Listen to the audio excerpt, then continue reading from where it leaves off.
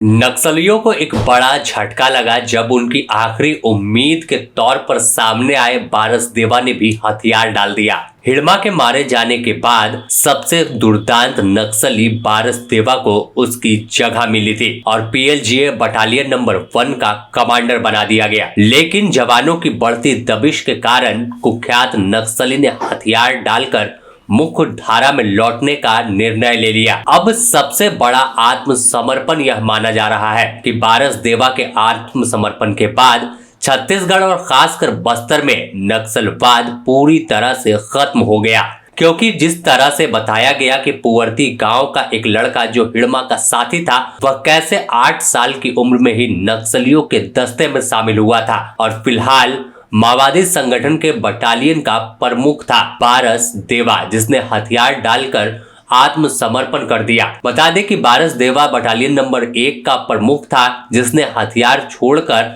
अब मुख्य धारा में लौटने का फैसला कर लिया है। बारसदेवा सबसे कुख्यात नक्सलियों में से एक है। बस्तर और पूरे छत्तीसगढ़ में आतंक का दूसरा नाम माना जाता है। कई बड़ी वारदातों में इसकी अहम भूमिका रही। हिड़मा के मारे जाने के बाद माओवादियों ने इसे पीएलजीए बटालियन नंबर 1 का प्रमुख बना दिया था, जिससे बड़ी कार्रवाई माओवादी कर सके और घातक हमला कर सके।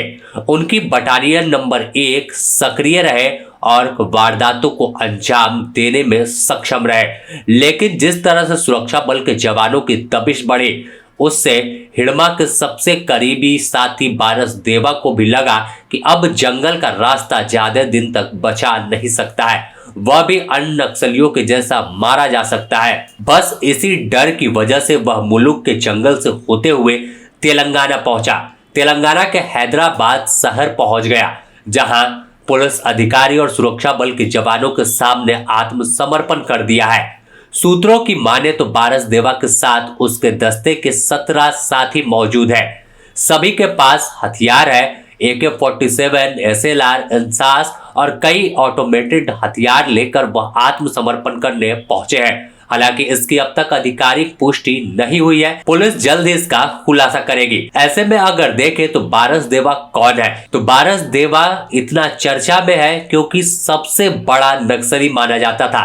हिड़मा के बाद जिम्मेवारी जो सबसे बटालियन नंबर 1 है उसकी मिली, तो इससे ही अंदाजा लगाया जा सकता है कि बारसदेवा का शातिर दिमाग कितना खतरनाक था और कैसे बारसदेवा आतंक फैलाता था। अगर बात बारसदेवा की कर ले तो यह पुवर्ती गांव का रहने वाला है। यह वही गांव है जहां हिड़मा रहता था। हिड़मा का यह सबसे करीबी साथी माना जाता था। नक्सल संगठन में लंबे समय सक्रिय रहा है और बड़ी जिम्मेवारी इसके कंधे पर थी। कई वारदातों में इसका सीधा नाम रहा और हिड़मा के मारे जाने के बाद इसका कद और बढ़ गया था। बटालियन का प्रमुख बना दिया गया, जिससे लड़ाई जारी रहे। लेकिन जिस तरह से 31 मार्च 2026 की डेडलाइन के तहत सुरक्षा बल के जवानों ने कार्रवाई तेज की, उसमें अब कामयाबी मिल रही है। पहले सेंट्रल कमेटी सदस्य गणेश उइके को जंगल में मार गिराया। ग्रे हॉर्न के जवानों के साथ मुठभेड़ में मारा गया था। तो सभी जंगल में जवानों का अभियान तेज हुआ, चाहे बस्तर की बात कर ले, बीजापुर की बात करें या फिर छत्तीसगढ़, तेलंगाना, झारखंड, अन्य राज्यों में हम जिक्र कर ले, तो तमाम जगहों पर नक्सलियों को टारगेट कर अब जवान बड़ी कार्रवाई कर रहे हैं। तो अब 3 जनवरी की ही बात कर ले, बस्तर और सुकमा में मुठभेड़ में 14 नक्सली मारे गए।